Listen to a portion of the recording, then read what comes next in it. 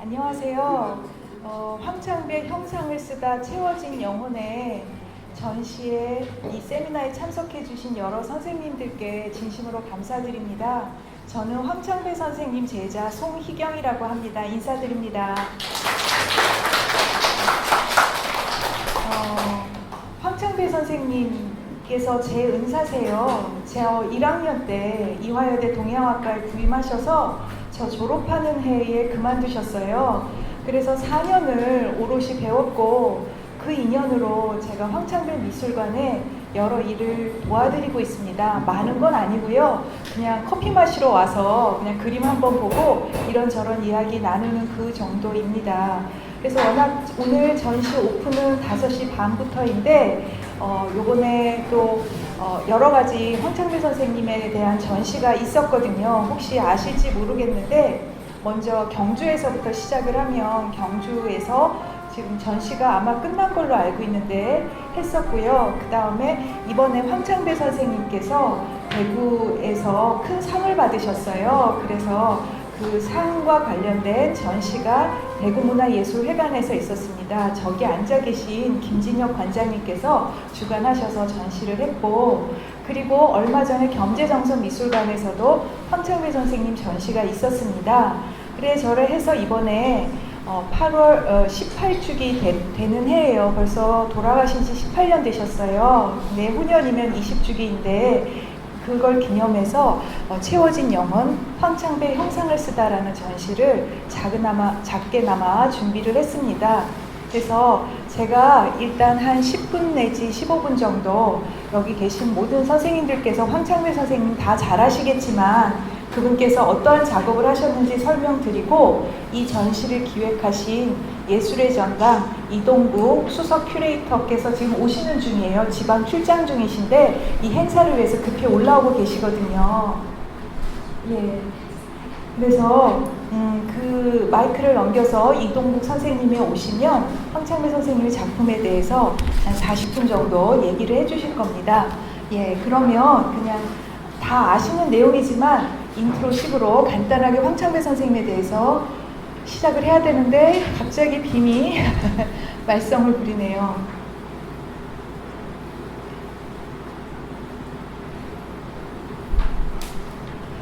전시는 워낙 이번 주 월요일 날 시작을 했어요. 시작을 했고 3층에 주요 전시가 있고 지금 보는 황카페에 걸려 있습니다.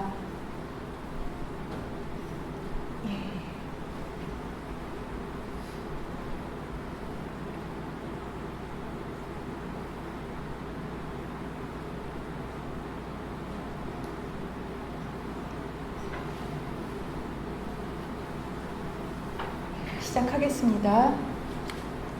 네, 오랜만에 뵙죠. 황창배 선생님 저희 은사님이신데 이 사진 속의 선생님은 아직 40대 후반 정도 되셨던 것 같아요. 지금의 저보다도 훨씬 젊으신 그런 얼굴 모습이신데 일단 47년생이시고 그 다음에 서울에서 출생하셔서 경복고등학교, 서울대학교 미술대학 회화과를 졸업하셨고 지금 위에 중학교 때 모습, 그 다음에 고등학교 때 모습입니다.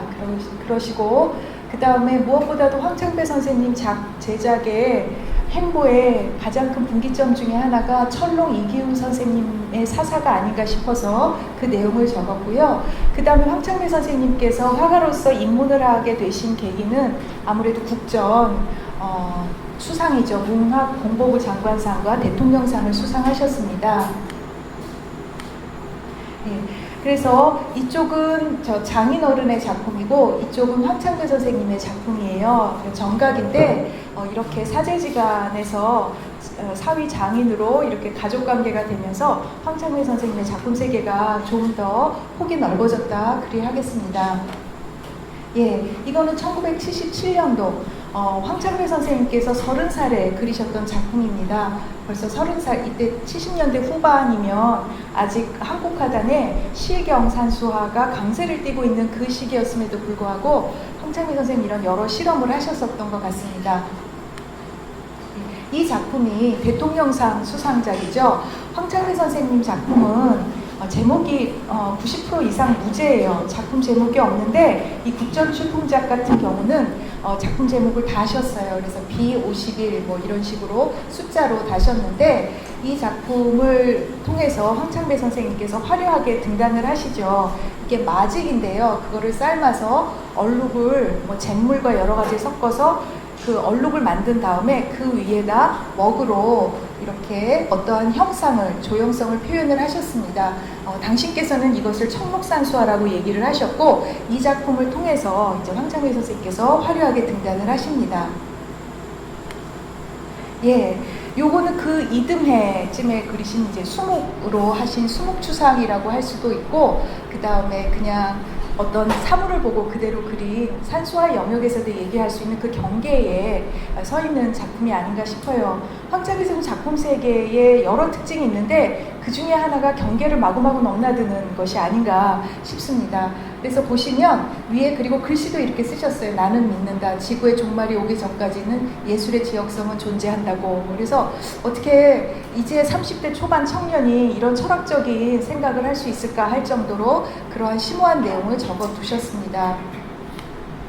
예, 그 이듬해 이때 우리가 미술사적으로 잘 알겠지만 홍대에 계셨던 송수남 선생님께서 주도하는 수묵화 운동이 막 일어나기 시작할 즈음이거든요. 근데 그것보다 조금 일찍 제 기억에 맞다면 수묵화 운동이 81년도부터 본격화, 동산방 화랑에서 본격화되는데 그 이전부터 이런 수묵에 대한 실험을 조금씩 하기 시작을 하셨습니다. 예. 그 다음에 황창배 선생님께서 개인전을 1981년도에 처음으로 하셨어요. 요즘은 개인전을 굉장히 젊은 작가들이 자주 하잖아요. 그런데 옛분들은 그렇지 않으셨다고 해요. 그래서 황창배 선생님도 이렇게 국전에서 큰 상을 받으신 다음에 30대 중반 되고 나서부터 이제 개인전을 시작을 하십니다. 그래서 지금 보시는 것은 80년대의 행보세요. 이 중에 하나는 제가 졸업한 이화여대 전임으로 부임하신 그 이력도 있으시고요. 그리고 또 한 가지 중요한 거는 황창배 선생님 작품에서 큰 계기가 되는 건 1988년도에 뉴욕에서 레지던시를 석 달 정도 하셨던 것 같습니다. 그러면서 황창배 선생님 작품이 완전히 달라지죠. 어쨌든 그런 연보를 잠깐 보여드리고요. 지금 저 장면은 뉴욕 레지던시에서 찍으신 겁니다. 네. 그리고 이게 81년도, 82년도에 오늘의 표정전에서 이철주 선생님과 두 분이서 동산방 화랑에서 전시를 했었습니다. 그 전시에 출품됐던 작품들이에요. 보면 정말 우리가 일상에서 볼 것 같은 그러한 너무나 평범한 그러한 행동들, 일상들, 그러한 것을 너무나 해학적으로 표현을 하셨어요.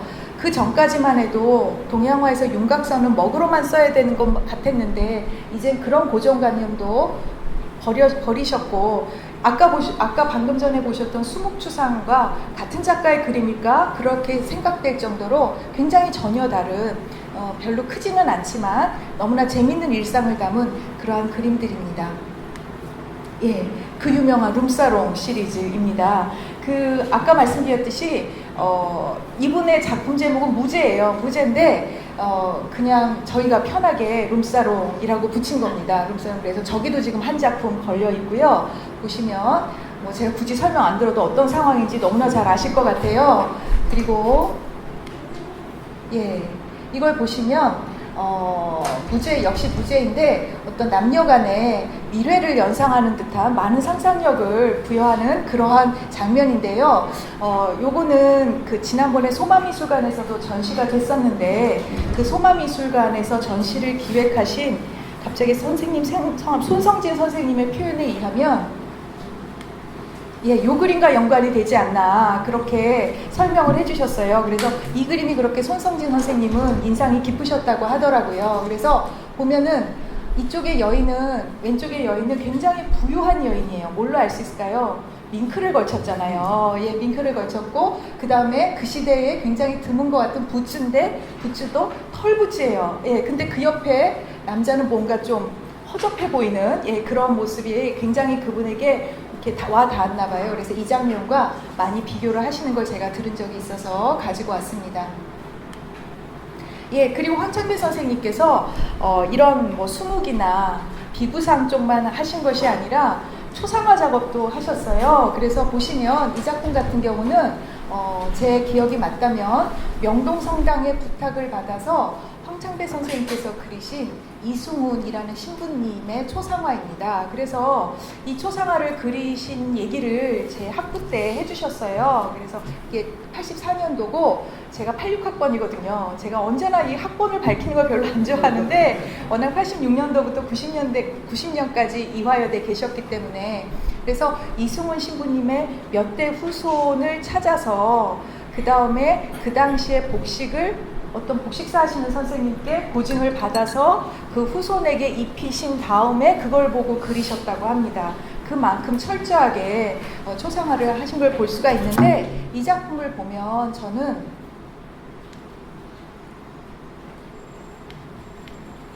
이 작품이 생각이 나요. 이 작품은 서직수라는 안녕하세요. 이동국 선생님 오셨습니다. 이제 빨리 하겠습니다. 오셨기 때문에 그 서직수 초상인데요. 그 서직수 초상을 제가 우연히 그 국립중앙박물관에 가서 조사할 기회가 있었는데 이 얼굴 부분은 혹시 누가 그렸는지 아세요? 이명기라고 하는 정조가 가장 총애한 초상화가가 그렸어요. 이명기 어떻게 그걸 알 수 있냐면 정조가 가장 총애한 공신도상의 초상화를 이명기가 그렸더라고요. 그 다음에 그럼 몸은 누가 그렸느냐? 김홍도가 그렸죠. 역시 정조가 가장 총애하신 단원 김홍도가 그렸습니다. 그런데 김홍도가 우리는 굉장히 훌륭한 화가로 알고 있지만 초상화만큼은 이명기가 훨씬 뛰어났던 것 같아요. 그래서 그렇게 분류가 됐는데 아주 드물게 입상이고 관복을 입지 않은 사복을 입은 그런 초상이거든요. 그거를 참조를 하시지 않았을까. 특히 제가 지금 포인터 쓸 줄을 몰라서 그러는데 저 밑에 부분에 돗자리에 서 있는 발의 포즈나 그러한 거는 이 초상화를 염두하지 않으셨을까? 그냥 저의 추측입니다. 자세히 보시면 아까의 이명기 초상도 약간 음영이 있지만 이거는 서양 화법이 살짝 들어간 그러한 모습을 볼 수가 있습니다.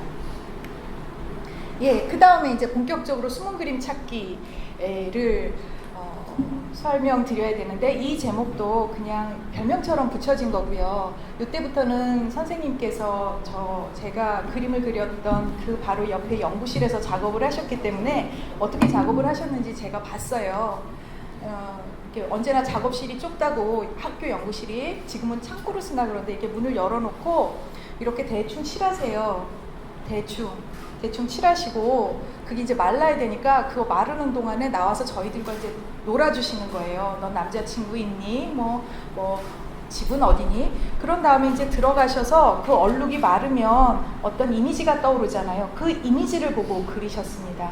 그러니까 기본적으로 동양화의 철칙이라고 생각하는 밑그림, 하도를 버리셨어요. 그거는 그 당시에 굉장한 충격이었습니다. 지금은 포스트 모던 이후의 미술은 그게 동양화에서 별로 충격이 아니지만 그전에는 하도가 없으면 저희는 그림을 못 그리는 줄 알았거든요. 근데 그렇게 해서 숨은 그림 찾기를 하신 겁니다. 근데 보시면 알겠지만 이렇게 먹으로 대충 하고 어떤 부분은 색으로 한 다음에 마른 위에 진한 채색으로 그 이미지가 사람처럼 보이면 사람을 그리고 나무처럼 보이면 나무를 그리는 그런 숨은 그림 찾기를 시작하십니다.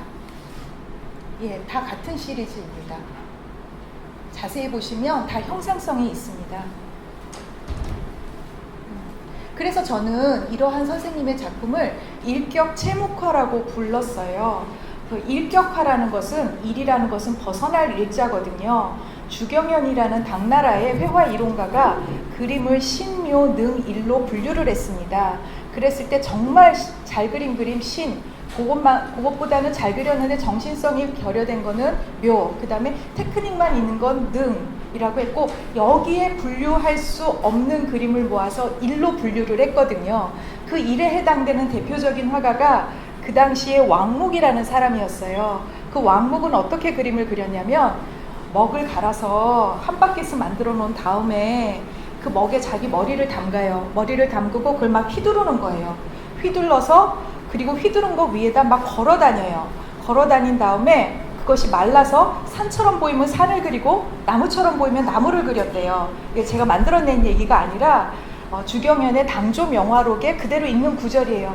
그 그것이 저는 굉장히 황창미 선생님 작품 세계와 연관이 되는데, 왕묵은 먹으로만 그렸지만 황창미 선생님은 색도 쓰셨잖아요. 그래서 제가 채목화라고 붙였습니다.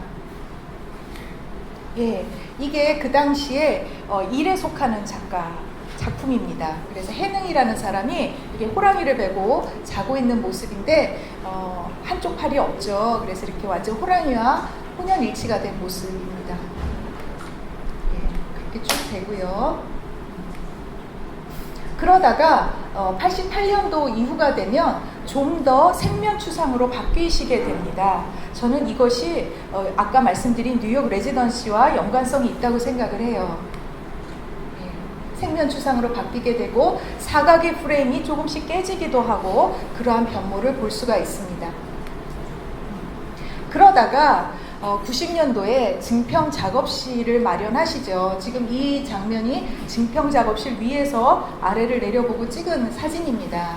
제가 올 6월에 다녀왔는데 정말 선생님 생각이 너무 많이 나더라고요. 이렇게 돼 있습니다. 네, 증평 계산 작업실, 네, 조기, 네, 이렇게 돼 있고요. 그 이후에 이제 지필목 너머의 재료를 막 쓰기 시작을 하십니다. 아크릴, 뭐 선생님의 말씀 중에서 밀가루로는 수제비도 만들 수도 있지만 뭐 이런 스파게티도 만들 수가 있다, 뭐 그런 표현 많이 쓰셨잖아요. 그런 것처럼. 그리고 사회 풍자적인 내용도 그리시고, 예. 그 다음에 시를 많이 쓰기를 좋아하셔서 또 다른 시소와 일치, 어떤 문인화의 정신에서 새롭게 해석할 수 있는 그런 것도 보여주시고, 예. 그 다음에 이건 페놀 사건을 풍자하신 거죠. 기억하시는지 모르겠는데 91년도에 페놀 사건이 굉장히 컸잖아요. 그래서 생선 속에서 막 썩은 오염이 나오고 그러한 것을 풍자하신 그림이고, 예, 그 다음에 많은 분들이 좋아하시는 세옥마라는 작품입니다. 예, 큰 것도 있고 작은 것도 있어요, 이 작품은. 그 다음에 아직까지 그렇게 뭐 전혀 건강에 문제가 없으셨는데 이렇게 죽음에 대한 주제가 조금씩 나와요. 그래서 제가 보여드리면 예, 이런 상여 같은 작품에서 보면 굉장히 큰 작품인데요. 이게 멀리서 가까이서 보면 미완성 같아요. 미완성 같은데 멀리서 보면 그 상여의 이미지, 꽃상여의 이미지가 눈에 확 들어오죠. 그래서 죽음이라는 것은 정말 슬픈 일이지만 어떻게 보면 더 다른 세상으로 가는 즐거운 일일 수도 있다라는 의미로 축제처럼 이렇게 화려하게 표현을 하셨습니다.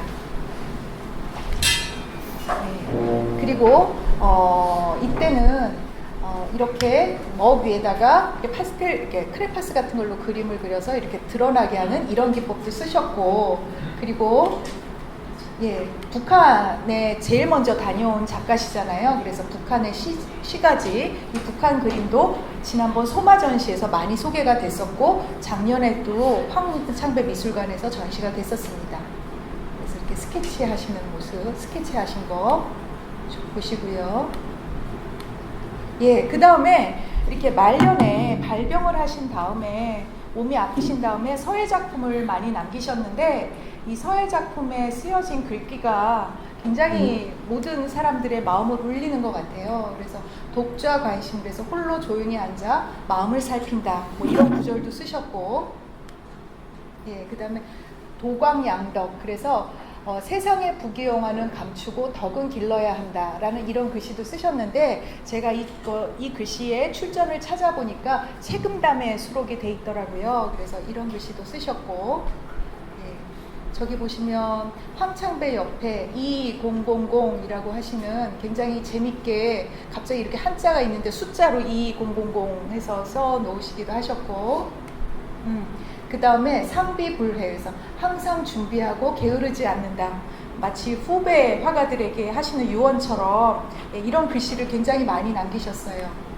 예, 그 다음에 종일 무망사 한다고, 이쪽에는 무애인데 무애는 이제 난 모든 걸 다 했기 때문에 거릴 것이 없다, 예, 라고 하시면서 이게 2001년도 작품이죠. 돌아가시던 해에 쓰신 겁니다. 예, 그 다음에 불광 불급, 미치지 않으면 도달하지 않는다. 당신이 짧은 54년을 어떻게 살아왔는지를 한마디로 요약하신 게 바로 이것이 아니라 나는 미쳐서 여기까지 왔다, 뭐 이런 표현이신 것 같아요. 그래서 예, 이렇게 간단하게 황창기 선생님의 작품에 대해서 살펴봤습니다. 선생님께서 오셨으니까 어디 계신가요? 이동국 선생님. 아, 예, 여기. 예. 이제 이동국 선생님께 마이크를 넘겨서 이번 전시와 관련된 여러 가지 이야기를 듣도록 하겠습니다. 예, 지금 꽂으셔야 돼요? 네, 알겠습니다. 지금 준비를 하셔야 되니까 혹시 제가 지금 보여드린 이미지나 황창길 선생님에 대해서 궁금하신 점이 있으시면 제가 아는 범위 안에서 설명해 드리겠습니다. 많은 일화를 알고 있어요, 저는. 예. 예, 굉장히 멋쟁이셨어요.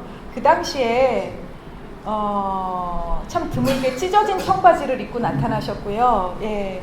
그리고 그 여자 제자들임에도 불구하고 거리낌 없이 여러 가지 얘기를 많이 나눴던, 그리고 그 한 1, 2년 동안은 작업실이 따로 있으시지 않고 학교에서 작업을 하셨거든요. 그래서 언제나 복도에서 저희들 그림을 봐주시고 저희도 선생님 그림을 이렇게 가까이서 볼 수가 있었어요. 그래서 그리시는 거 보면 너무 손쉽게 그리세요. 그냥 뭐 고민하시는 것 같지 않고 그냥 쓱쓱 그리셔서 우리도 그렇게 저렇게 편하게 그리면 뭔가 나올까 했는데 죽어도 우린 안 되는 거죠. 그래서 선생님의 테크닉과 생각이 굉장히 깊구나 하는 걸 알 수가 있었습니다. 혹시 궁금한 거 있으시면 질문하시죠.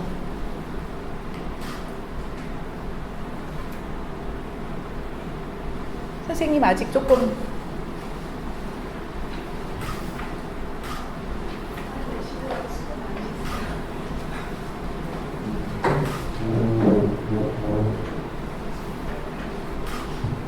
예, 준비가 다 된 것 같아서 이제 이동국 선생님께 마이크를 넘기도록 하겠습니다. 박수로 맞이해 주세요.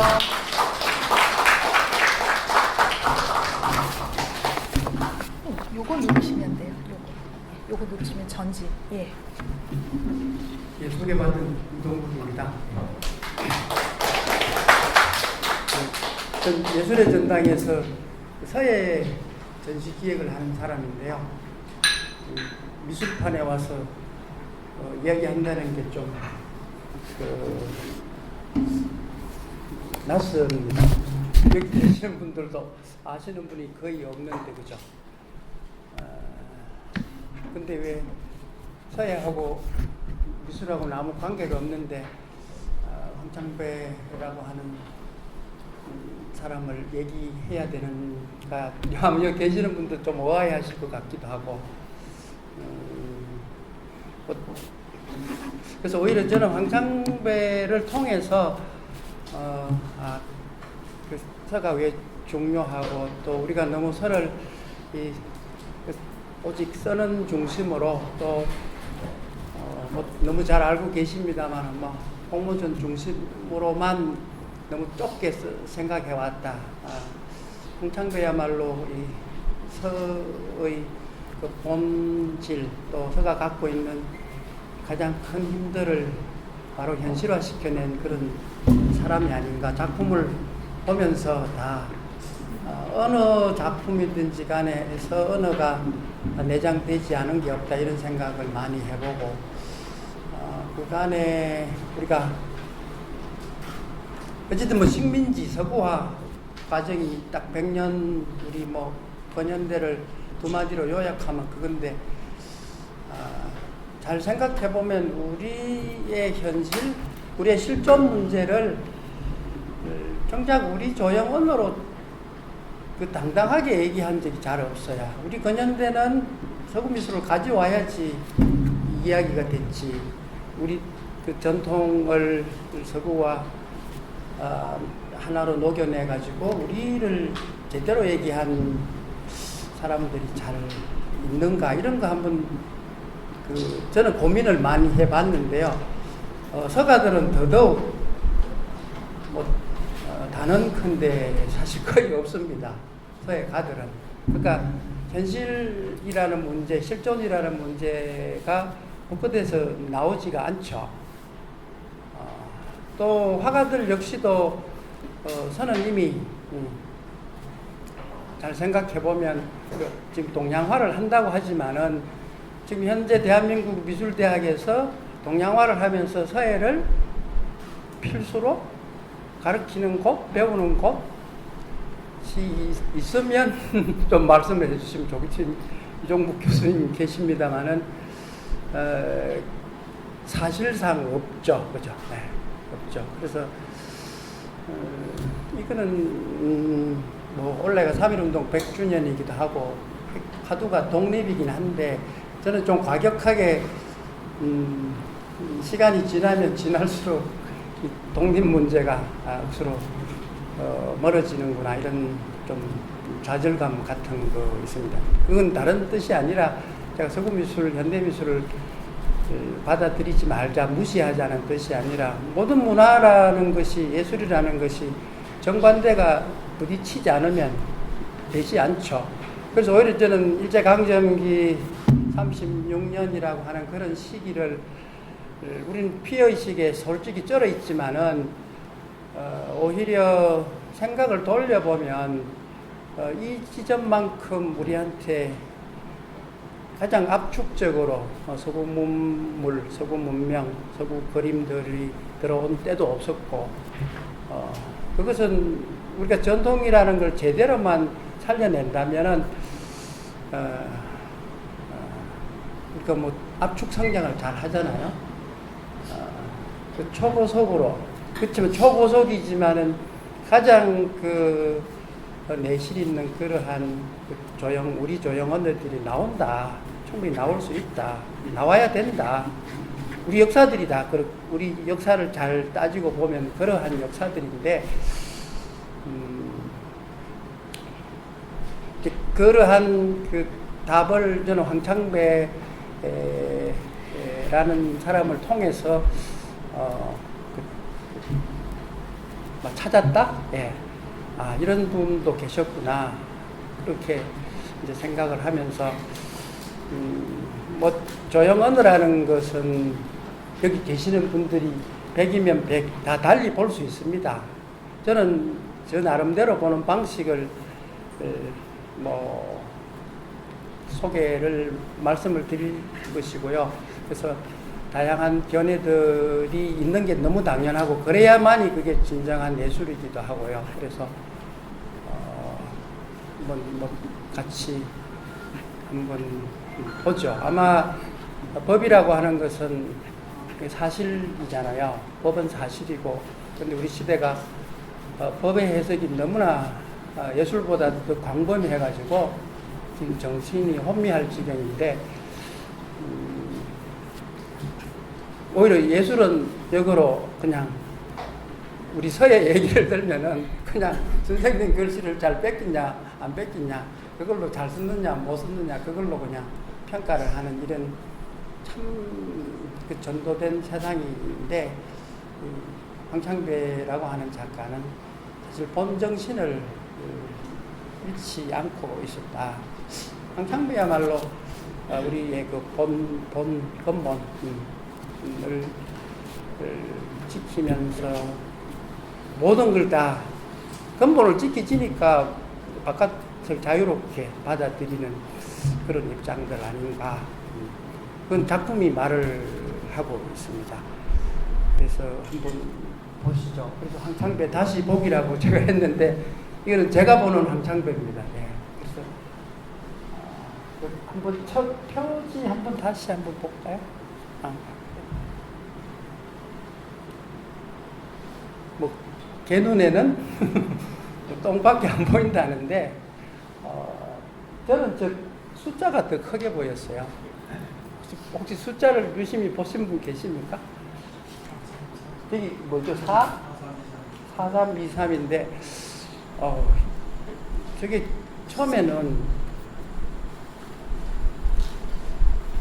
뭐 우리가 글이나 글씨 쓰고 화제 아니면 뭐 낙관 쓰면 가장 작게 써야 되는데 저렇게 4323을 저렇게 지금 단기잖아요. 서기관이 단기고 4323이잖아요. 그래서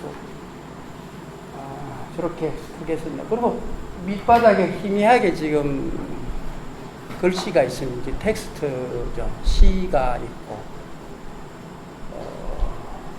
그리고 지금 이 아크릴 아니면 필목 이걸 그냥 우리가 붓글씨 쓰듯이 한 것이 아니라 그냥 뚝뚝 잘라가면서 전혀 다른 그런 그 필법을 구사하는데 저는 스트로크로 봅니다. 선이 아니고 그죠.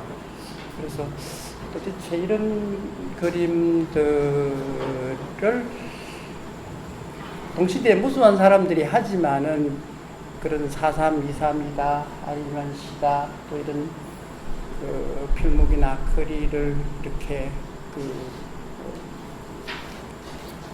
농담으로 그 표현해내는 이런 지점에서 이제 저는 더 황창배라고 하는 작가가 도대체 어떤 작가인지가 궁금했었습니다. 한번 다음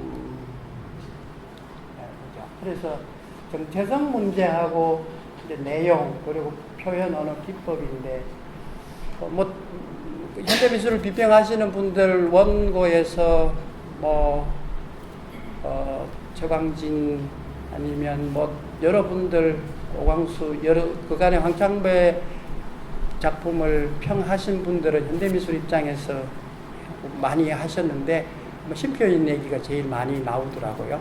당연히 뭐 심표인주의의 핵심이기도 하고 그러면 그걸로 끝을 내면 되겠는가 하는 거죠. 제가 볼 때 황창배는 아까 말씀드린 대로 서구를 받아들이기만 한 것이 아니라 저걸 우리식으로 완전하게 뒤집어 놓은 사람인데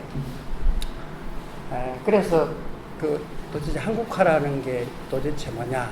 근데 지금 아까 말씀드린 대로 우리가 한국화하고 서양화 지금 나누어져 있잖아요.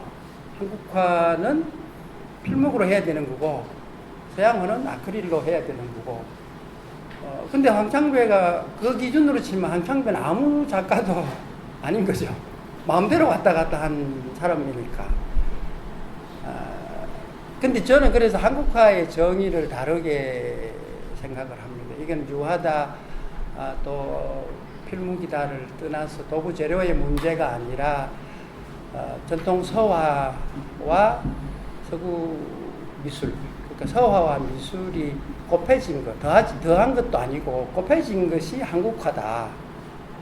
굳이 우리가 한국화라고 얘기를 한다면은 너무 단순하게 필묵으로 하면 한국화, 유화로 하면 뭐 미술, 뭐. 근데 정작 아까 말씀드린 대로 한국화는 부터 제대로 세우지도 못하면서 한국화를 한다고 있잖아요. 저는 그냥 아크릴 칠하듯이 먹을 칠하고 있는 거죠. 그거는 한국화가, 황창배 입장에서 보면 한국화가 아니에요. 그래서 그 지점들을 우리가 한번 생각해 볼 필요가 있다. 그래서 도대체 그 신표인주의라고 하는 것을 황창배는 전통을 어떻게 불러내서 내 이야기를 하고 있는지. 그래서 그 내용이 이제 민족이라는 문제, 그 신화를 끄집어내죠. 황창배는 신화, 그리고 자의식, 내가 누군가에 대한 거. 5분 제목도 꽉 찬 영혼이죠. 꽉 찬 영혼. 채워진 영혼. 근데 반대로 또 매달린 영혼. 그러니까 내가 누구냐에 대한 질문을 무수하게 하면서 그게 결국 작품으로 나온 게 황창배다. 근데 우리 작가들은 내가 누군가는 이제 어쨌든 뭐 뒷전이고 어떻게 보면 어떻게 하면 잘 팔릴까 뭐 이런 거. 당연히 잘 팔려야 되는 건 뭐 당연하지만은 황창배만큼 이렇게 치열한 그 실존에 대한 고민, 그게 또 작품으로 이렇게 바로 형상화되는 이런 작가들이 그렇게 많지는 않다 하는 거. 그리고 이제 그 리비도의 문제, 혹시 이 지점들은 잘 현대미술 하시는 분들도 잘 언급은 안 하던데 어떻습니까? 송쌤이 그 가장 가깝게 모시기도 했고 뭐 제일 작업을 많이 보신 입장인데 솔직히 저는 좀 더 이거는 연구를 저는 해야 됩니다. 리비도의 문제는 아마 황창배 예술의 아마 근본 지점이 여기가 아닌가 싶은데요. 이거는 그래서 황창배라고 하는 사람 우리한테 많은 과제를 주고 이제 가신 분 같은데, 그리고 뭐 실존의 문제, 그리고 이제 표현 언어나 기법의 문제는 말 그대로 시서화의 현대적 변형이죠. 지금은 시는 시, 서는 서, 화는 화대로 나누어졌는데 황창배는 이게 시서화가 하나다. 어느 작품이든지 노출이 되어 있든지 숨어 있든지 시서화가 없으면 황창배가 없다 해도 과언이 아닐 정도로.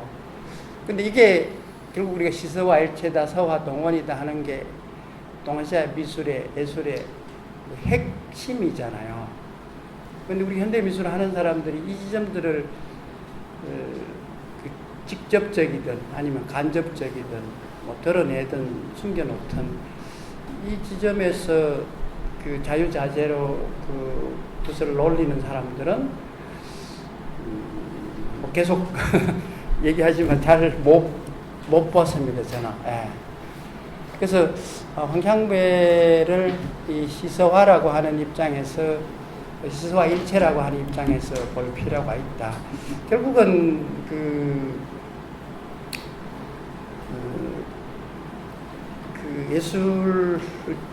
예술에 있어서 창조라고 하는 문제는 이제 공감각이 제대로 작동이 될 때 가능한 지점인데, 시서화라고 하는 게 그런 거죠. 근데 우리 칸딘스키가 소리를 색으로 그 표현한 거잖아요. 그게 추상이 되지 않습니까? 사실 우리한테는 그런 DNA 유전인자가 그냥 본래부터 내장이 되어 있는 거죠. 황창배한테는 그런 것들을 너무나 자연스럽게 해낸 그 결과물들인데, 우리 눈이 다 서구화되어 있어가지고 모든 척도를 서구 기준에서만 보니까 그게 안 보였던 거 아닌가, 그리고 덜 보였던 거 아닌가, 이런 생각이 드는 겁니다. 그리고 각이라고 하는 문제, 우리가 그 언어를 얘기할 때, 그죠, 도구 입장에서 본다면 이 몸이 제일 먼저, 몸을 도구로 치면 몸짓이 내 자의식을 표출하는 가장, 인간이 처음 이 지구상에 등장했을 때 그 몸짓이 내 자의식을 표출하는 가장 큰 언어였겠고, 그 다음이 말이겠고, 그 다음이 그리기겠죠. 그리는 거.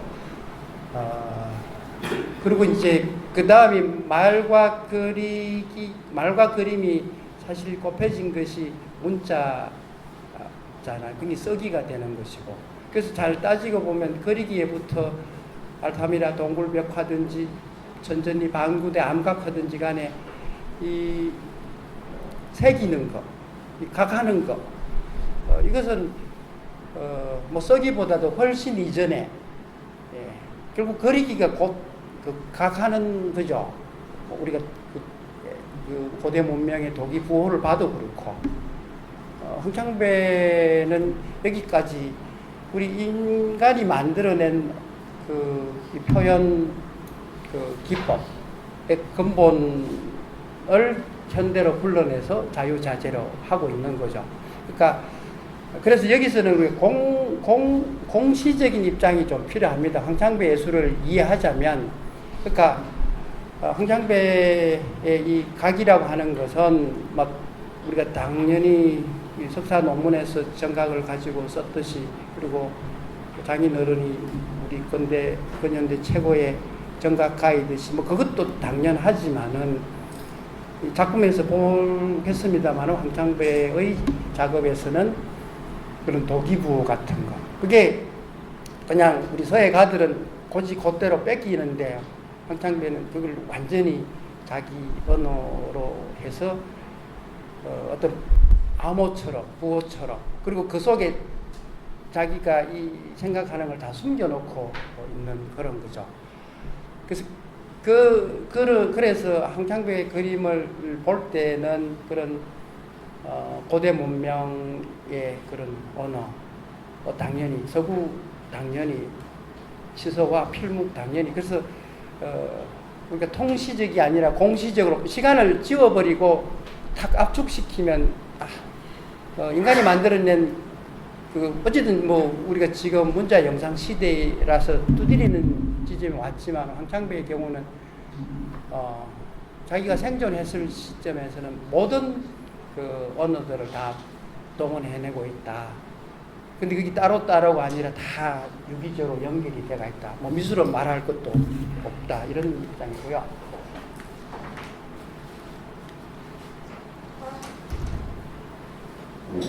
그래서 한번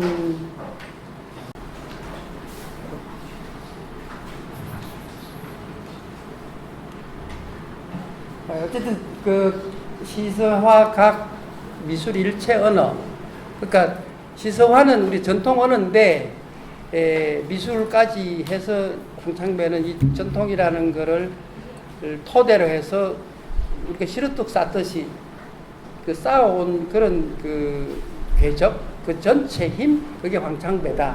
잘 보면 이게 우리에게 아직 뭐 이런 그 시입니다. 시인데 그냥 이 튜브, 이 물감을 그냥 짜라가지고 이렇게 써버렸어요.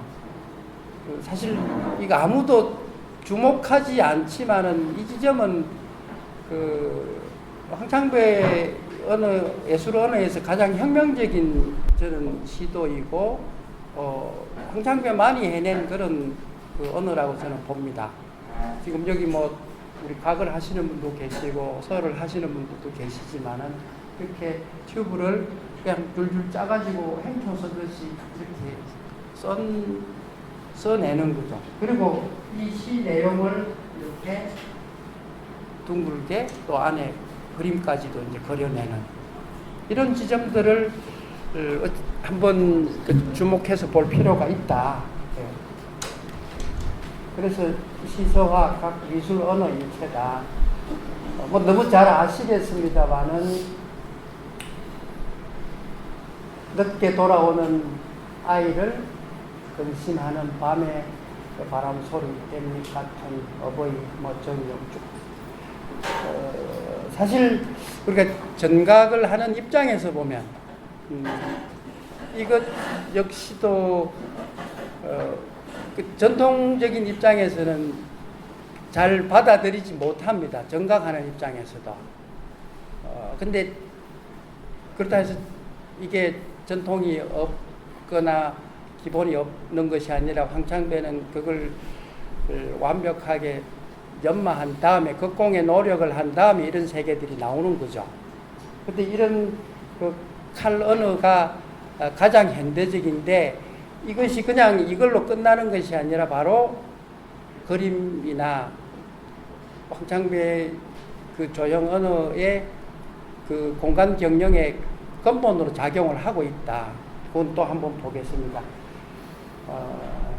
우리가 보통 뭐 가가면 위에서 아래로 이렇게 가는 게 맞는데 황창배는 이렇게 그냥 우리가 한글 가로쓰기 하듯이 쭉쭉 해내죠. 사실 그 작가들한테 이런 그 위에서 아래로 오른쪽에서 왼쪽으로 가는 게 전통의 필사 방법인데 이렇게 왼쪽에서 오른쪽으로 이렇게 위에서 아래로 내려오는 이거를 바꾸는 거는 정말 어렵습니다. 지금 우리 한국에 수십만 서예가들이 있지만은 이 정각을 하는 분들도 계신 이런 식의 자유자재로 앞뒤를 상하를 넘나들면서 그 공간을 경영해내는 사람들이 잘 없습니다. 뭐 좀 크게 봤고 잘 보면 그럼 칼을 어떻게 놀렸는지가 나오죠. 그러니까 그냥 일도로 그냥 하고 맙니다. 보통 우리가 이 각은 뭐 따듬어야 되는데 그렇지 않고 그냥 단도로 그냥 하고 하면은 매끈한다면 하면은 이렇게 그 돌이 튀어나가는 이런 사실 이걸 확대하면 현대 미술이 되는 겁니다. 현대 미술이 따로 있는 게 아니에요. 그러니까 우리가 전통과 현대를 자꾸 나누어 보는데 눈 있는 사람만이 그런 것을 발견을 하고 바로 자기 작업에 시도를 하는 거죠. 뭐 너무나 잘 아시겠죠. 어디에 있는 거죠? 스칸디나비아 반도 고래가 아니고 우리 울주 반구대에 있는 고래. 전 세계 암각화 중에서 이 고래가 이렇게 많이 그려져 있는 고래 표본실이라고 할 정도로 이 세상의 모든 고래의 종류가 다 또 전혀 다 다른 방법, 기법으로 이렇게 바위에 새겨져 있습니다. 이 현대미술, 황창배를 얘기하자면은 이것 갖고 다 얘기할 수 있을 정도로, 중요하다. 그래서 우리가 아까 말씀드린 대로 신표현주의 입장에서, 현대미술 입장에서 볼 것이 아니라 황창배는 360도로 다 이렇게 접근이 가능한 작가다. 뭐, 상형 문자고, 이게 그림 문자잖아요. 인간, 아까 말씀드린 대로 말과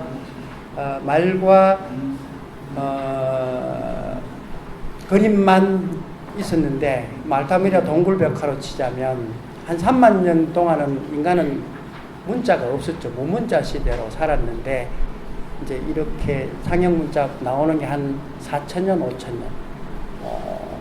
동아시아에서 갑골 종정이 나온 게 한 3,500년 정도. 그런 거를 황창배는 다 체득을 하고 있다. 뭐 지금 제가 뭐 말씀을 드린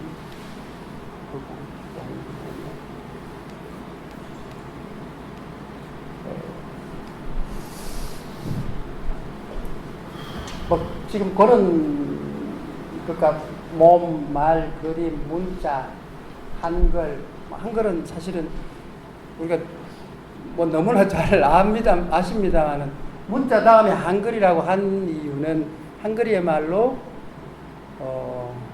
그러니까 한마디로 하면 천지자연지성이 있으면 천지자연지문이 있다. 소리가 있으면 그림이 있다고 세종대왕 훈민정음 해례본에 그 원리로 한글이 만들어진 거죠. 그래서 자음, 하늘이 둥글고 땅이 평평하고 사람이 서 있는 건 모음이고, 또 발음 기관을 본뜬 것이 자음이고, 그걸 합친 게 음양의 원리고, 그리고 핵은 자방의 고전이고, 그래서 그런 것들이 현대미술, 현대예술의 그 탄생의 핵이 되는 건데, 우리는 오직 한글만, 그리고 이거는 발음 기호로 말을 적는 수단으로만 생각하니까 현대예술로까지 우리가 확장시켜내지를 못하는데, 황창배한테는 그러한 것까지도 다 이야기가 되고 있다. 천전리 암각화잖아요.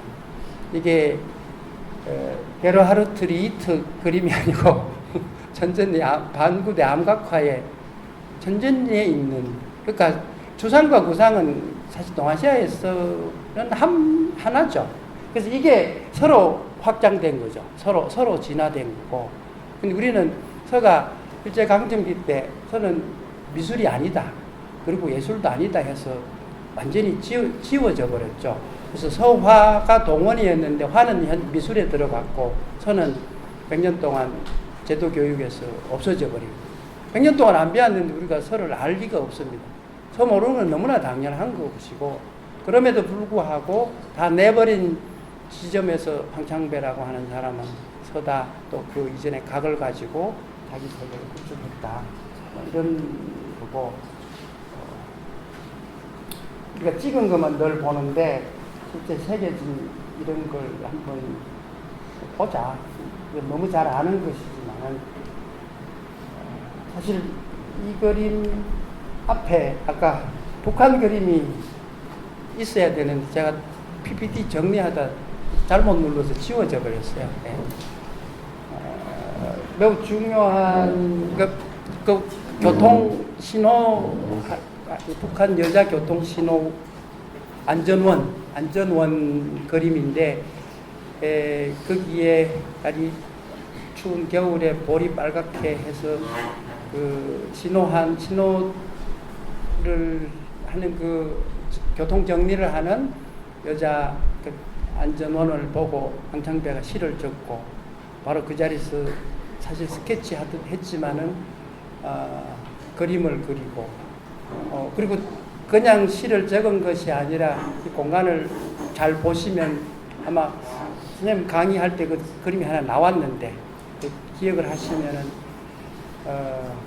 그러니까 그 텍스트를 그 쓰는 배치하는 것까지도 완벽하게 공간이 경영이 되면서 거기가 바로 시서화가 바로 일체가 되는 지점들이죠. 그래서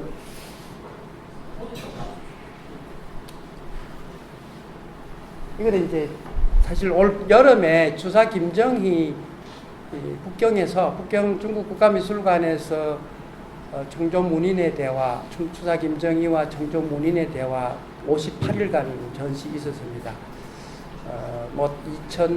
29만 9,043명이 왔고 하루에 한 5,000명 정도 왔었습니다. 왔고 제가 마지막 날 지점인데 전부 중국 사람인데 한국말이 들려갖고 이게 도대체 어디서 왔느냐고 물어보니까 이 사람들이 만수대 창작사 그 최고 조각가들이에요. 이 사람들이 한 11명 이렇게 왔는데 뭐 북한 사람이 주사를 알까? 이 생각을 했는데 너무 잘 알고 있기도 하고 어제 중앙일보에 보면 그 박정호 논설이 쓴 그 기사에 뭐 소개가 되어 있습니다만은 그래서 황창배의 북한 또 북한 사람이 또 주사를 이렇게 보러 오고 그래서 뭐 한마디로 물었어요. 주사를 우리는 북한을 모르는 줄 알았는데 어떻게 아느냐? 자기가 주사도 가지고 있다 얘기를 하고 길정태라고 하는 그 만수대 창작사 총책인데 관장이기도 하고요. 한마디로 글씨는 주사는 변화다. 그래서 우리 한국에는 서는 서, 그림은 그림, 조각은 조각 다 나누어져 있는데 어떻게 이렇게 당시 조각을 주상 조각을 한다면서 그 위챗으로 자기 작품도 보내줬는데 저한테 주사를 어떻게 보러 왔느냐. 너무 당연한 거 아니냐는 얘기죠. 그러니까 사실 그 소리를 듣고 저는 깜짝 놀랐어요. 우리가 정말 주사를 모르고 있는데 서를 모르고 있는데 우리는 정말 갈 때도 중국 갈 때도 과연 중국 사람들이 주사를 알아줄까 이런 걱정 많이 했습니다, 솔직히. 그런데 오히려 뭐 학술 포럼 때도 그렇고 동아시아 문명가의 대화를 하면서 중국의 학자들이나 중국 미술관 학예관들이 주사야말로 중국에 와서 중국을 배웠지만 중국을 넘어가고 있다. 왜 우리가 주사를 지금 알게 되었는가 하는 이런 얘기까지 하죠. 그래서 현대 중국 서의 진로를 주사한테서 충분히 우리가 찾을 수가 있다. 그래서 올 겨울에 이제 그 학자들이 와서 다시 국제학술대회도 하고 1, 2, 3 올 겨울 시즌에 그 귀국전을 합니다. 그때 또 자세한 것도 말씀을 드리기로 하고요. 그래서 그 판전 희미하게 보이고 저 입춘 대길은 주사가 5, 6세 때 썼던 그 최초의 글씨와 최후의 글씨를 이렇게 비교하면서 더 이상 잘 쓰고 못 쓰고의 문제가 아니다. 글씨라고 하는 것은 근본 인간의 성정 기질, 내 자의식을 가장 간단하게 원초적으로 표출할 수 있는 게 서다고 하는 거. 그래서 황창배도 서를 기반으로 하는 걸 지워버리면 황창배도 정말 매달린 영혼이 되든지 그냥 뿌리 없는 영혼이 되는 수밖에 없다. 황창배를 뭐 얘기하면서 지금 제가 부족하면 잘 보시면은 그냥 아크릴에다가 착 나죠. 사실 다 그냥 지나갑니다. 이 작품에서 그냥 꽃을 반추상으로 그렸구나 하고 지나가는데 그 시가 근데 저거는 그냥 모래사장에 글씨를 송곳으로 끌듯이 이걸 긁었잖아요. 우리가 그래서 추획사인인이 글씨에서 가장 중요한 글씨가 서가 필요해 이 선이 획이 이제 붓글씨가 선이 아니고 획이다, 라인이 아니고 스트로크라고 하는 이유가 저거죠. 그러니까 모래사장에 그 송곳으로 걷듯이 그 획을 그어라. 근데 어떻게 이 평평한 화선지에다가 붓으로 쓰는데 이게 입체인 줄을, 이 평면인데 어떻게 누가 도대체 입체라고 하느냐, 안 되잖아요, 그죠?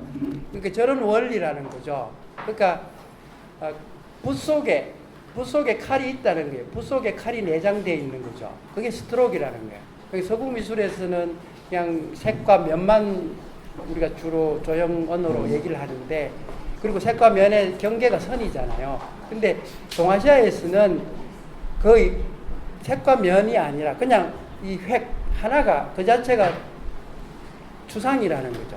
이 획 하나를 보면 그 사람의 모든 게 다 녹아 들어가 있다. 여기 계시는 분들이 다 볼펜으로 한 일자를 그으면 다 똑같아요. 붓으로 한 일자를 그으면 다 달라요. 그죠? 그게 DNA와 같은 거, 동서미술의 근본 차이가 저는 거기 있다고 보고, 그런 것들을 황창배는 가장 정확하게 체득하고 간파하고 이렇게 작업을 합니다. 그래서 모래사장에 송곳으로 걷듯이 저렇게 해내죠. 그래서 글씨가 살아있다, 그림이 살아있다 하는 이유도 저기에 있는데, 착각은 비극에 미혹한 땅, 눈에 가장 가까울수록 조심할 것 하면서 뭐 자기에 대한 어떤 경계 같은 이런 이야기, 그리고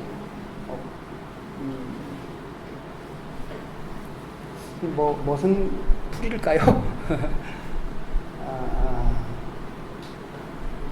질경이, 선박이, 어쨌든 이런 신기루는 기적이 아니고 헛된 희망의 밥일 뿐이다. 이렇게 아마 황창백의 어떤 그 심리를 가장 잘 묘사해내고, 이런 그림들하고 이 시가 다르지 않다. 그리고 이런 내용을 그냥 쓴 것이 아니라 그냥 모래사장에 송곳으로 그냥 파듯이 이렇게 각인시키고 있다. 이런 지점들을 같이 읽어내면 좋겠다는 겁니다. 이거는 뭐 제가 민화 중에 뭐 같습니까? 대나무의 민화의 대나무입니다. 그 19세기라고 하는 지점, 황창배의 100년 전인데, 우리가 그 전통 미술 입장에서는 민화는 그냥 치주질 않지 않습니까?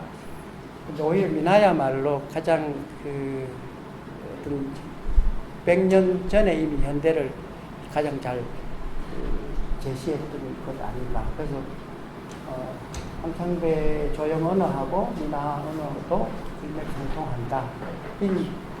그 제백석, 치바이스 제백석, 우리가 제백석 전시를 어쨌든 2번 해서 이렇게 익숙하게 보신 분도 계시겠습니다만은, 치바이스는 이 문인화 매난국죽을 매난국죽만이 아니라 모든 그 농민화, 이 세상 모든 들판에 피어 있는 자라는 이 풀, 이런 채소 아니면 뭐 모든 동식물들을 그 문이나 반열로 가장 그 정신적인 최고의 경지를 끌어올린 사람. 그래서 중국 미술에 있어서 최고로, 20세기 최고로 치는 이유죠. 그래서 피카소하고도 비교되는 것도 그거고, 시장에서 돈이 제일 비싸게 팔리는 작가이기도 하고, 그래서 말하자면 황창배라고 하는 작가 역시도 또는 이 지점에서 뿐만 아니라 하나 더 나아가고 있다. 이제 그런 겁니다. 물론 세상이 바뀌고 하면 당연히 뭐 달라져야 되는데, 황창배가 우리가 소위 동양화다고 했을 때 얘기할 수 있는 이런 그 필묵을 얼마나 잘 그 자유자재로 해내는지, 이런 걸 보면 알 수가 있다. 우리는 여기만 머물러 있잖아요. 이거 벗어나면 동양화가 아니에요. 한국화가 아니에요. 그죠? 벗어나면. 근데 이걸 깨 나가야지. 이걸 토대로 서구를 정말 갈구 사막에서 물을 찾듯이 갈구를 하고 내걸 만들어내야 그게 한국화가 된다고 저는 생각을 하는데, 오직 돈만 쥐고 있으면 한국화. 그냥 그 서예 하면 그 글씨도 쓰면 서예가 이래 되는 거고, 무슨 그래서 자격증 따듯이 얘기를 하는데 그거야말로 너무나 넌센스다. 그래서 홍창배의 그 작가적인 태도, 정신 그런 것은 저는 뭐 도시겠 뭐 이건 치바이 쓰고 자 이건 우열을 얘기하자는 뜻이 아니라 당연히 먹 쓰는 거며 색을 쓰는 거며 그리고 공간 그 경영이며 얼마나 자유로운가. 그러니까 어디 갇혀 있지 않다고 하는 거. 근데 그 갇혀 있지 않다고 하는 그 자유를 위해서 얼마나 전통이라고 하는 고전이라고 하는 걸 얼마나 혹독하게 그 체득을 해내고 있었던가 하는 그걸 같이 봐주자. 여 마찬가지입니다. 연연익수, 여천무복. 이는 한나라 때 그 우리 와당에 새겨진 글씨잖아요. 주사체의 근본을 주사가 글씨의 근본을 거슬러 간 곳이 이 지점이죠. 홍창배 역시도 정각을 했기 때문에 이거는 뭐 자유자재로 해냈던 작가이고 그걸 이렇게 더 말하자면 천진난만하게 해내는 거죠. 이 글씨를 갖고 잘 썼다, 못 썼다? 글씨가 아니다, 또박또박 안 썼다? 그래서 글씨를 못 쓰는구나. 그래서 홍창배는 그림만 잘 그려. 이런 얘기가 가능한지. 근데 보통 사람들 다 그래 보죠. 보통 사람들이 아니라 미술하는 사람들 다 그래 보죠. 나는 글씨를 모른다는 얘기를 해요. 저는 현대 미술을 하는 사람들이 글씨를 모르면 안 된다고 생각합니다. 저는. 그 글씨를 알아야 미국 가서도 자랑을 할 수가 있죠. 내 현대 미술을. 유럽도 마찬가지죠. 그 사람들은 동아시아, 그러니까 지금 뭐 G2 시대라서 핵무기고 뭐 돈 자랑이고 미중이 그렇게 싸우지만은 서구가 죽어도 따라올 수 없는 지점은 언어라는 거죠. 그건 우열의 문제가 아니라 그만큼 이 우리 정체성이 핵인데 우리는 그거를 완전히 뭐 솔직히 여기 계시는 분들 다 인정합니다만은 다 내버려 버린 거잖아요. 그래서 그거는 아니다. 그래서 홍창배를 통해서 우리가 앞으로 어디로 가야 될지를 같이 얘기하는 거다. 네. 주사 브리슬란도 너무 잘 아시지. 브리슬란도 주사 브리슬란도는 뭐 아마 뭐 주사 작품 세한도, 저는 개인적으로 세한도보다도 훨씬 그 작품 예술이라고 하는 입장에서 본다면 저는 이게 훨씬 더 그러니까 우리 시대 현대 미술까지 해놓고 간 사람이 주사다. 근데 황창배라고 하는 사람이 이런 지점이라는 거죠. 우리는 주사를 너무 신화화 시켜가지고 감히 아무도 주사하고 비교하고 할 수가 없어요. 주사하고 비교하다가는 그건 정말 간 큰 사람이 되는 거고 말이 안 되는 거고. 근데 잘 놓고 보면 주사야말로 가장 우리 이 일상에 현대에 가장 맞도록 정서에 맞도록 작품을 해낸 사람이고 우리가 정말 좋아할 수 있는 보면 설명 안 해도 그냥 바로 직관적으로 바로 해살처럼 통해버리는 게 주사인데 홍창배가 이런 거다. 그래서 이 시대 주사는 많이 노래가 돼야 된다. 젊은 사람들, 어르신들 다 같이. 그래서 동아시아 전부가 주사 얘기가 되는 그런 이번 중국 주사전은 그런 정확한 계기가 된 것은 분명합니다.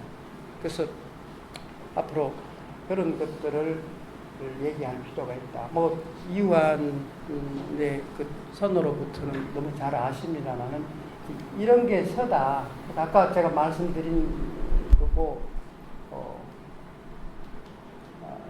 민족 자의식 리비도 실존 문제인데 한번 보죠. 저도 처음에 이거 보고 깜짝 놀랐었어요. 이게 사. 지금 이제 한자로 사자잖아요. 그죠? 4, 3, 2.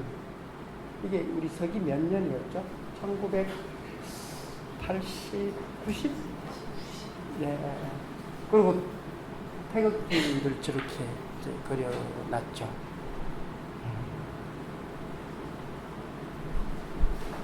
근데 저 뒤에 먹으러 저 작업을 해놓은 거 보면 신화시대, 뭐 어쩌면 천지창조라고도 할 수 있겠고요. 아주 그 신화시대의 그 아득한 그런 어떤 영겁의 세월들을, 역사를 이렇게 먹으러 표출해낸 거 아닌가. 어쨌든 보시는, 그러니까 먹이라고 하는 것이 이 물질로서 아크릴하고 어떻게 다른지, 그리고 동아시아 정신이 먹에 있다고 하는데 도대체 뭔지 한번, 그러니까 그래서 저는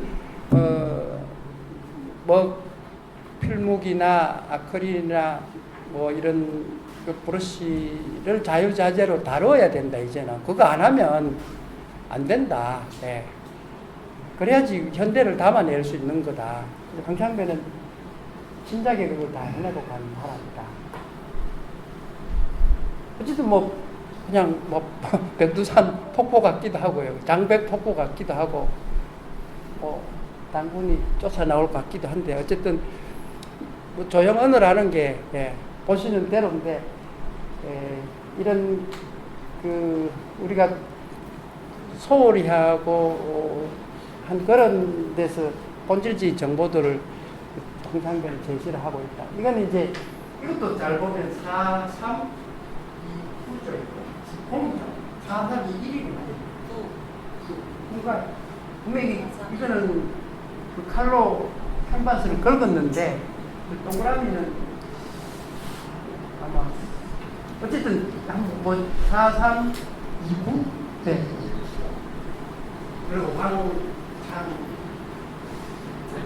네. 그러니까 황. 이렇게. 정각을 안 하면 절대로 저렇게 못 하죠. 근데 저게 갑골 같아요. 독이부호 같죠, 저게. 나중에 한번 보시면은, 이건 아까 말씀드린 대로 그냥 마대에다가 저렇게 물감을 튜브를 짜라서 그냥 써버리는 거. 바스키아라고 해. 근데 사실 그 바스키아나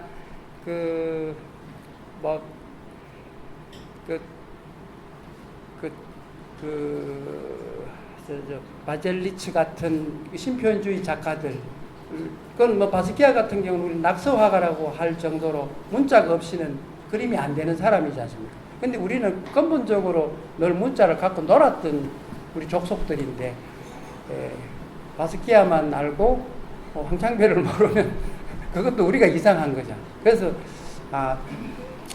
다시 한번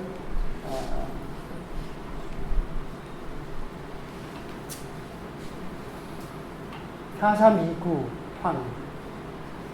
정말 아름다운데 이게 뱀 아닌가요? 저는 고구려 고분벽가 사신도 그 현무 같. 그러니까 어쨌든 암수가 저렇게 막 또 아리를 털고 지금 몸을 감고 지금 있는 건데, 그러니까 황창배의 신표현이라는 건 그 신화적인 제재들이 많이 나오는데 그건 우리 신화다. 그리고 그걸 가장 현대적으로 해석을 해내는 사람이다. 그건 고분벽가 모사하는 게 아니고. 한번 근데 이게 전부 획이잖아요. 획. 이 전부 획이고, 이 측면에서 찍으면 전부 입체로도 다 드러나잖아요.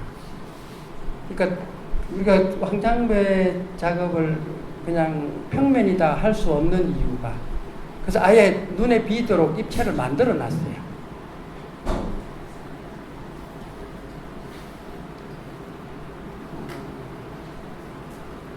지금 이런 뭐 신화적인 요소, 남녀 관계, 저는 이거 리비더로 보는데 아마 이 지점들은 정말 더 많은 공부가 좀 필요할 것 같고요. 그림만 한번 보겠습니다. 모든 그림에 이런 요소들이 숨어 있어요. 숨어 있거나 아주 노골적으로 드러나 있거나.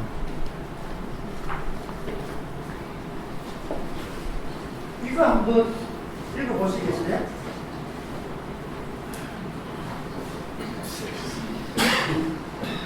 처음에 이거 아무도 읽을 생각을 안 했는데, 그죠? 사실 안 읽히는 것도 있고, 잘 아는 건 yes 있고요. 러브, 섹스라는 말도 나오고, 4328 이렇게 나오고. 이게 아까 말씀드린 대로 각골, 그러니까 그 거북이 배 칼로 긁듯이 그 근본, 그 인간의 근본 획이 여기 이제 색인미 여기 가장 현대적으로 이제 해석을 해낸 거고, 지금 이 형상들 이걸 또 어떻게 그 해석을 해야 될지, 이는 뭐 보시는 분대로 그건 뭐 보시면 좋겠습니다.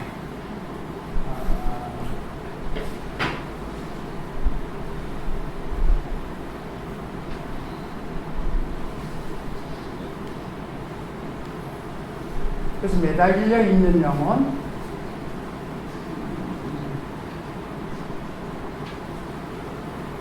이게 뭐지? 담겨져 있지 않은 영혼. 그래서 아까 꽉 찬 영혼도, 채워진 영혼도 있고. 근데 매달려 있는 영혼이든 담겨져 있는 영혼이든 채워진 영혼이든 저는 뭐 같다고 봅니다.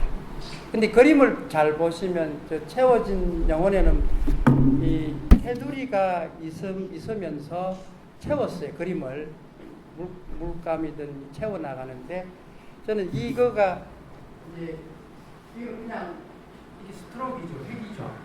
이는 글씨를 안 쓴 사람, 각을 안 한 사람. 그러니까 서구 주장 표현주의 작가들이 그 발견해냈던 거, 뭐 로버트 마드웰 같은 작가들이 그냥 형상이 아니라 획으로 자기 감정을 다 뭐 표출해내잖아요. 동아시아 선은 근본적으로 그게 다 있는 거고, 그래서 이 그림과 이 그림, 그리고 저 포스터에 나와 있는 그림을 한번 비교를 해보시면 홍창배의 언어가 얼마나 다양한지.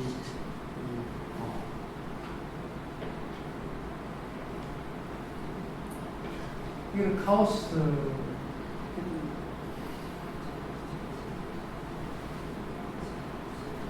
자기 자신을 지금 얘기하는데, 저는 이 시대도 마찬가지라고 봅니다. 결국 우리가 내 개인이 지금 우리 시대 상황, 이 사회 상황하고 별개가 아니잖아요. 그죠? 뭐, 우리가 뭐 민주화 과정, 뭐 군사 독재, 아니면 뭐 80년, 90년도, 뭐 70년 마찬가지지만, 뭐 남북 뭐 분쟁 뭐 이런 거, 어쨌든 홍창배는 자기 개인을 통해서 우리 사회까지도 실존도 얘기해냈다. 담배를 억수로 좋아하신 것 같아요. 담배. 그리고 뭐 자화상 같은데 저는.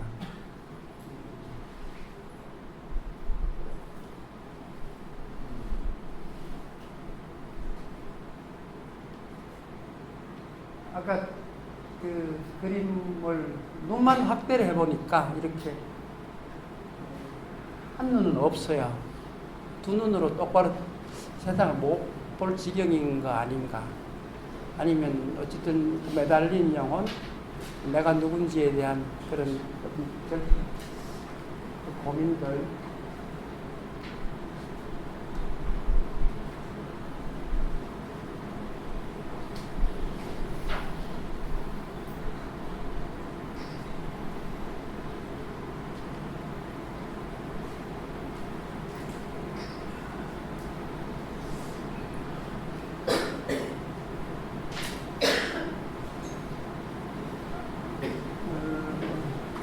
어쨌든 칼라가 뭐 보방색 등등으로 노골적으로 구사가 되고 형상 하나하나가 탈춤 추는 거 아니면 뭐 이렇게 남녀가 뭐 노는 거 동물들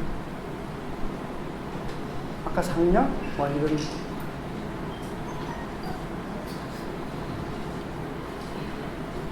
그래서 미나 중에서 구운몽을 한번 가져와 봤습니다. 예.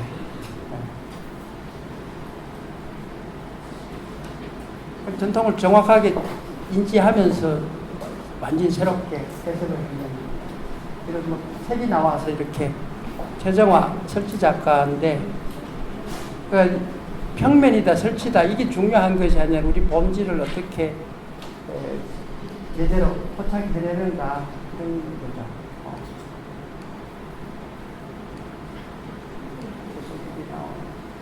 지금 제가 늘 말씀드린 거 서와 피부 브러쉬 아크릴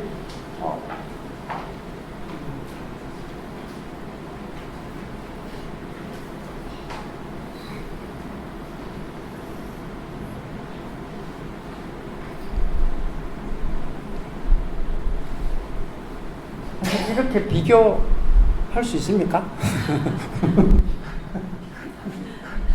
비교하면 감히 투자하고 저걸 어떻게 프리슬란다하고 이 그림을 어떻게 비교하느냐 여기 계시는 분 중에 막 속으로 꾸짖는 분이 계신 것 같은데 저는 당연히 비교해야 되고요. 저는 황창배를 통해서 주사를 얘기하고 싶은 거예요. 주사가 살아있다. 오히려 주사는 우리 미래다. 황창배 같은 작가가 주사를 가장 잘 이렇게 맞이하고 있다.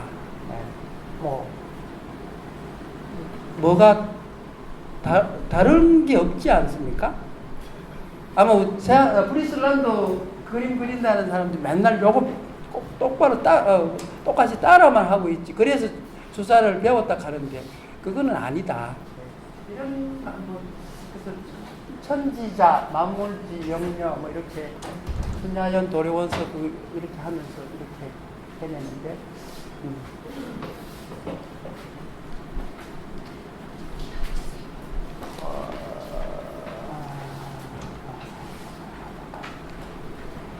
지금 뭐 그림 중심으로 한번 보죠. 이런 것들도 리비도하고 충분히 얘기가 가능하고요. 신화 네, 이렇게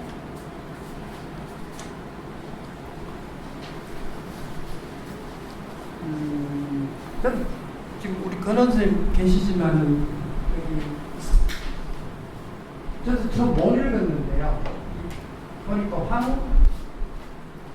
황창배예요. 황창배 무예. 근데 이런 공간 경영은 그냥 그 정각을 우리가 이제 방촌의 우주라고 하지만은 이런 공간 경영은 어떤 작가도 못 해냈죠. 이걸 그냥 확대하면 황창배 그림이 되고 조형 세계가 되는 거죠. 이거하고 마찬가지로 그림만 빨리 보겠습니다. 영어를 쓰려고도 아무도 생각을 안 하는데 이렇게 영어까지 이 숫자, 목숨 숫자 주사가 이런 거예요. 그죠? 계산, 지야 이렇게 내려오고 이런 공간 경영이 150년 전에 이제 이게 괴의 뭐 미학의 결정판인데 이미 해놓은 거죠. 그러니까 이런 걸 우리 스스로가 알아본 작가가 황창배다. 아까 이 세옥만인데 붙듯이 아크릴로 한 거잖아요.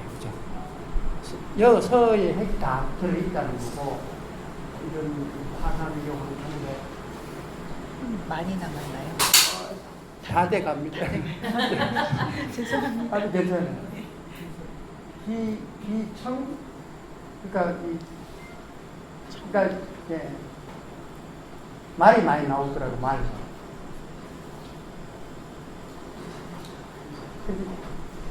허공에 놀란 말. 근데 이거는 제가 엉뚱한 걸 끄자고 왔는지 모르겠는데 저는 이런 게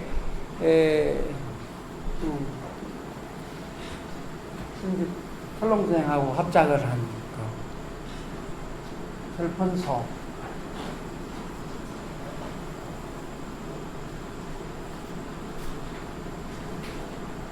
이 잘 보면 네모, 세모, 동그라미잖아요. 이 천지인이거든요.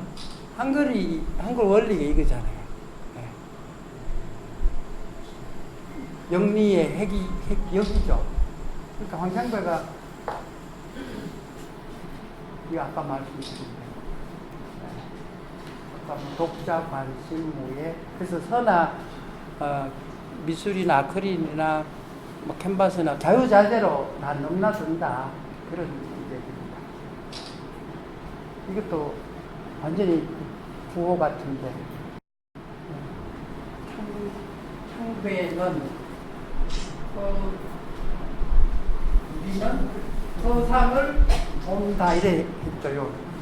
우리는 서상을 본다. 이런 거 이거 뭐 동시대 우리 서예 가들이 하는 거하고 황창배하고 비교를 시켜.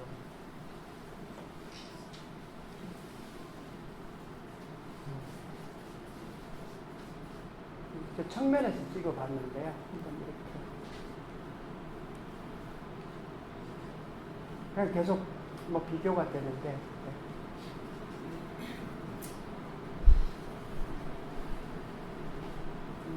너무나 한가하게 오수를 즐기고 계시는데 속이 얼마나 고민이 많았던가 모르겠어요. 아마 오수를 즐기면서 이런 꿈을 꾸지 않았을까 싶어요.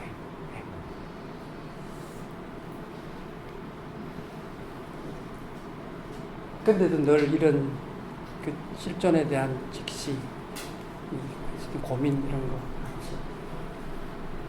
여기까지 하겠습니다. 아, 예, 감사합니다. 죄송합니다. 너무 바쁘신 분이고 이렇게 모시기 쉽지 않은 분이신데 제가 옆에서 자꾸 5시 반이 오픈이라서 재촉을 해서 정말 죄송합니다. 예, 제가 연구원으로 있는 예술경영지원센터에서 12월 5일로 예정하고 있는데 한국화 관련 세미나를 합니다. 거기에 준비 모임을 가졌는데 거기에 참석하신 운영위원 선생님들이 결국 한국화는 황창배 이전과 이후로 나누어지기 때문에 황창배에 대한 발표를 해야 된다 해서 황창배에 대한 발표를 한국체 하기로 결정을 했어요. 근데 어떻게 해야 되나 했는데 오늘 선생님 말씀을 듣고 제가 많이 정리가 됐습니다.